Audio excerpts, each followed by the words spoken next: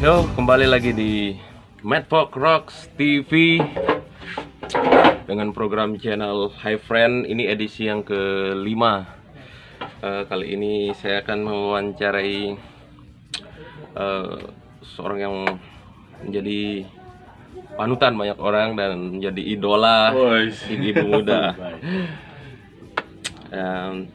Please welcome Kang Yuga Anggana. Halo, selamat sore Madfolk Friends. Saya manggilnya Kang Yuga karena secara doi dari Sunda. Ya.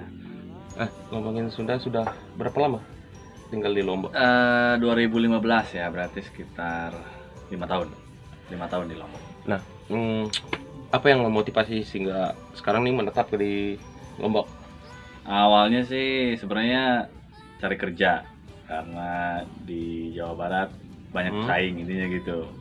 Nah, ke sini 2015 ternyata setelah sampai sini karena hobiku kebetulan di dunia seni lah ya, khususnya musik, aku jatuh cinta lah sama dunia seninya Lombok, kurang lebih kayak gitu. Nah, kebanyakan orang tahu Kang Yuga itu berkecimpung di dunia seni khususnya musik ya. Tergabung dalam grup Yoi Akustik. Nah, bisa diceritakan awal mula bergabung dengan Yoi Akustik? Oh ya, Yoi. aku nggak sengaja waktu itu pas pertama kesini itu aku main ke Taman Budaya, terus aku nemu warung di situ, warung kopi, warung Jack yang sekarang terkenal banget di Lombok. Nah, di situ aku ketemu sama Mas Entot, dia pesepeda, penulis puisi, juga musisi lah ya. Ya, dia ngajak aku untuk mengiringi dia untuk main musik kayak gitu. Nah, akhirnya aku bantuin ya sampai sekarang akhirnya keterusan. Oh, awalnya ketemu di Warjek ya? Ketemunya di Warjek. Di Warjek. Berarti sama Beli Agus juga sama di Warjek? Oh, iya, enggak. di Warjek juga. Jadi aku pertama kali kesini sama Beli Agus tuh aku ajak dia ke Warjek juga sama Beli Agus gitu. Oh, jadi ketemunya di situ ya, terbentuk Yoi Akustik kan? Kalau bentuk ya aku sih ya. Nah, saya pertama ngeliat Kang Yuga itu di Warjek sekitar tahun berapa ya? 2016 nggak salah. Iya. Waktu itu Yoi Akustik lagi mengadain pertunjukan repertuar apa ya? Nggak salah waktu itu pakai baju kuning kalau saya. Oh iya, itu Papak Batu kayak. Pakai topeng tuh ya. Nah, Papak Batu. awalnya di sana saya pertama ketemu dan sempat kenalan waktu itu di Warjek juga sih, di Warjek sekitar tahun 2016 waktu itu ngobrol sama ada almarhum Reja di sebelah, ngobrol, saya dengar selentingan ternyata Kang Yuga dari Bandung, dari mana ya? Sunda ya? Iya, dari Sunda. Saya dari Tasikmalaya. Tepatnya Tasikmalaya, menetap di Lombok. Waktu itu saya sebenarnya mau berangkat ke Bali lah di 2 minggu, mau stay di sana lagi. Tapi setelah mendapat kabar juga, ternyata banyak juga yang dari luar tuh menetapnya di Lombok nih. Aduh, saya rencananya mau berkarirnya ke Bali aja nih, tapi setelah melihat yang jauh aja, yang dari Tasik aja malah ke Lombok, ya udah dah, saya juga akhirnya tetap di Lombok. Jadi saya jadi motivasi juga. Iya, jadi saya berkarir di Lombok juga ya karena Kang juga juga. Oke, selain Yoi Akustik, Kang Juga punya proyek sendiri dah, solo. Sudah berapa album kan? Baru 2 album. Kalau proyek solo kan kebetulan saya ya nyanyi ya. Nyanyi. Nah, jadi sebenarnya di dunia nyanyi itu aku nggak terlalu bisa sih sebenarnya. Jadi aku lamanya emang main instrumen bass. Cuman karena pas di Lombok tuh aku waktu itu belum punya band yang beneran tetap saya sebelum Yoi Akustik ya. Jadi aku rasa kalau aku bikin lagu aku belum punya vokalis yang menurutku cocok, akhirnya aku nyanyi sendiri, nyoba 1, 2 gitu. Lama-lama udahlah rekam sendiri akhirnya jadilah 1 album. Terus lama-lama sekarang jadi 2 album sih. Nah, untuk awal terjun di dunia musik tuh tepatnya tahun berapa tuh? Waduh, kalau itu udah lama sih ya, aku nggak inget. Karena kalau aku kebetulan lingkungan keluarga juga, orang tua aku juga pemusik ya, musik daerah. Jadi sejak aku dalam kandungan orang tua aku udah main musik lah gitu. Sudah mengalir terus seni ya. Terus akhirnya aku juga belajar musik, kuliah juga di jurusan musik kayak gitu. Nah, selama di Tasikmalaya pasti punya band ya sebelumnya. Itu bisa ceritain band-band apa aja yang pernah tergabung? Ini ya, aku kalau ngomongin belak-belakan kasarnya ngejablay sebenarnya. Jadi aku banyak banget bandku. Jadi aku melacur lah ibaratnya. Aku orangnya mauan kalau di dunia musik karena aku ngerasa cuma di bidang itu yang aku paling menonjol di bidang yang lain gitu. Jadi kalau ada temen-temenku yang ngajak, ayo gak main ini, aku mau aja pasti. Karena aku merasa karena itu mampuku cuma itu ya ibaratnya adalah aku sedekahnya di bidang ini aja lah gitu. Orang yang mau ngajak main musik apapun aku mau. Akhirnya kelemahannya sih ya jadi banyak sih bandnya, jadi nggak terlalu fokus waktu itu. Seingatku di Tasik yang pertama kali yang agak fokus itu namanya Kaliber. Nama bandnya Kaliber, itu udah diambil. Itu band pertama tuh? Band pertama yang agak fokus ya. Sebenarnya sebelumnya ada juga cuman sekedar latihan masuk studio, nggak pernah bikin lagu kayak gitu.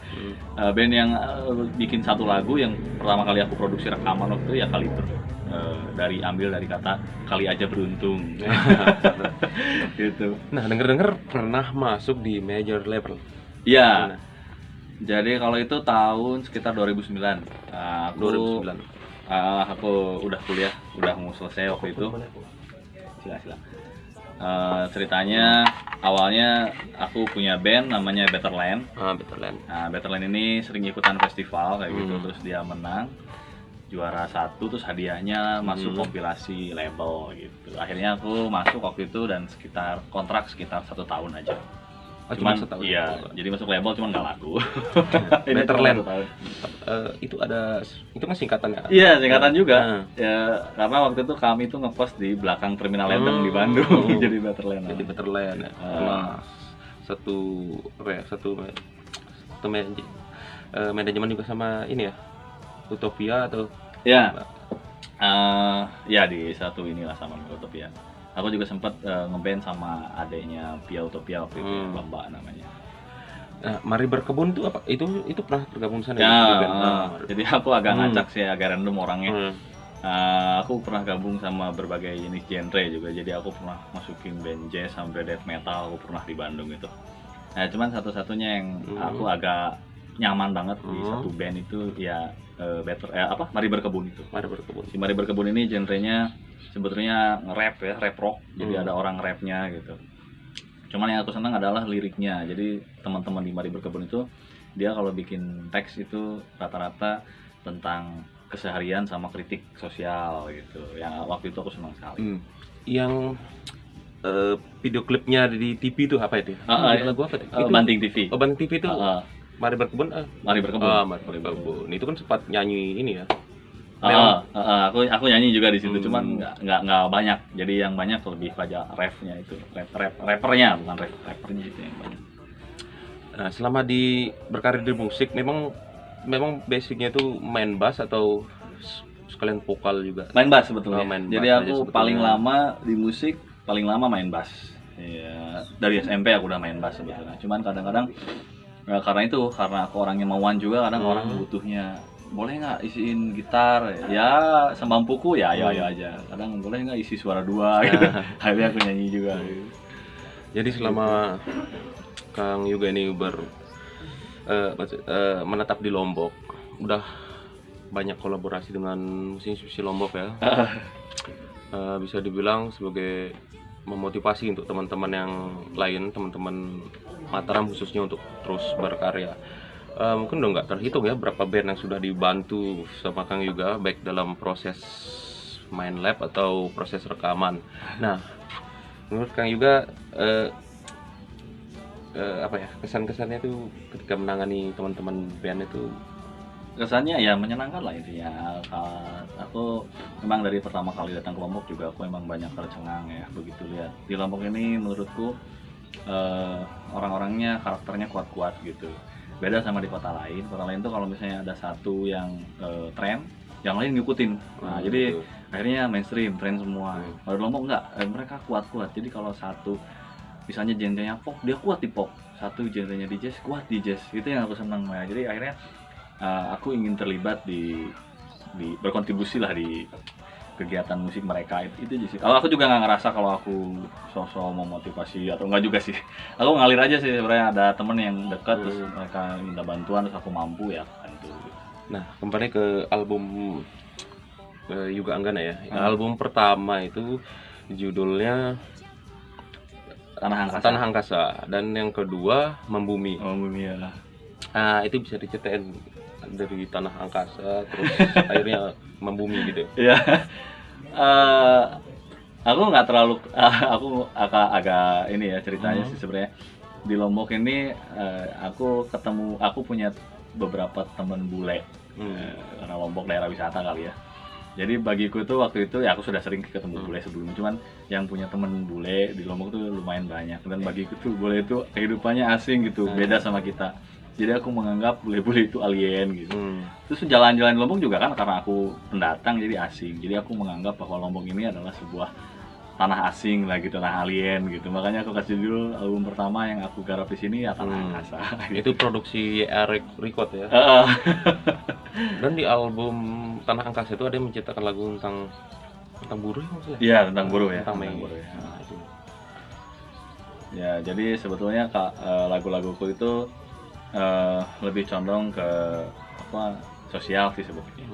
Jadi di Tanah Angkasa itu aku cerita soal bagaimana jalanan sekarang di kota macet kayak gitu lah, soal TKW yang disiksa kayak gitu.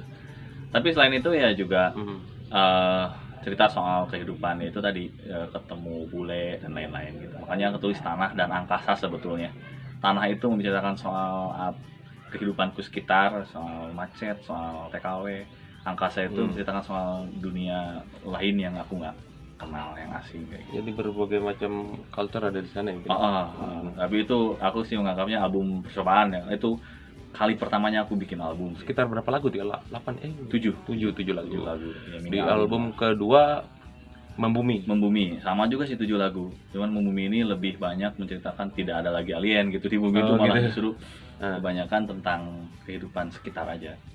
Soal persahabatan, soal aku naik bukit Gasingan kayak gitu, soal Itu cinta, tentang keseharian itu ya, lebih kepada keseharian. Makanya itu membumi lah, kembali ke bumi lah. Itu semua artwork dibuat sendiri itu kayaknya. Karena kebetulan aku juga seneng aja sih ngedit, bergambar kayak gitu. Aku seneng juga dunia itu. Ya bagiku seni hobi aja sih sebenarnya, karena aku sebetulnya keseharianku profesinya ya kantoran sih sebenarnya, kerja gitu. Sekarang jadi PNS ya. Ya aku tahun kemarin diangkat jadi ASN. Tapi ya aku pemusik ya, bukan musik ya, orang yang bergelut di bidang musik yang memang kebetulan jadi ASN. Artinya di luar kantoran aku tetap hobinya ya itu Musik ya? seni ya, terutama musik gitu. Nah, ada rencana untuk bikin album ketiga selanjutnya? Otomatis sih pengen ya, pengen. Aku justru tadi yang kamu bilang, justru sebetulnya aku yang banyak terinspirasi dari teman-teman di sini, terutama kamu ya Sinja. Dia tuh dengan apa adanya gitulah, Sinja kan bisa bikin gampang albumnya. Sedangkan aku tuh orangnya agak ini juga sih. Aku nggak bisa langsung. Jadi kalau aku bikin karya itu aku cukup perenungannya cukup lama gitu. Jadi kalau prosesku aja di album pertama kedua itu sekitar 1 tahun lebih. Jadi album pertama 2017, album kedua 2019 baru jadi. Jadi agak lama. Ya sekarang rencana album ketiga juga ada sih beberapa karya yang udah aku kumpulin, cuman belum terwujud juga. Yang menarik tuh judul album yang ketiga nih, ntar apa ya? Karena yang tadi Tanah Angkasa dan yang kedua Membumi. Nah yang ketiga ini kayaknya. Ya masih aku pikirin juga sih itu. Tapi untuk materi sudah ada ya, udah dibuat. Sekitar 3 yang udah fix mungkin.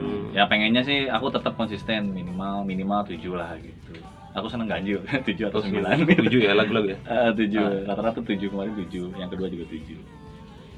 Ya nyempetin aja sih sebenarnya. Jadi aku tipikal yang ngantor, aku dapat duit. Nah duit itu aku pakai buat menghidupi kegiatan hobiku gitu. Kan ada tipikal orang yang menghidupi ego apa? Jadi aku nyari duit untuk membiayai hobiku. Kan ada orang yang dia hobinya itu udah jadiin profesi kan gitu kan, memang beda-beda tipikal orangnya tujuannya. Ada orang yang main musiknya dijadiin untuk nyari duit kan ada. Kalau aku enggak, aku nyari duit untuk menghidupi musikku, intinya gitu sih. Jadi aku modal sendiri aja, kemarin juga nyoba bikin label sendiri, bikin aku sendiri, rekam bikin sendiri, cover sendiri, cover CD-nya nyetak ya. Kalau punya duit aku cetak sendiri fisiknya, kadang 5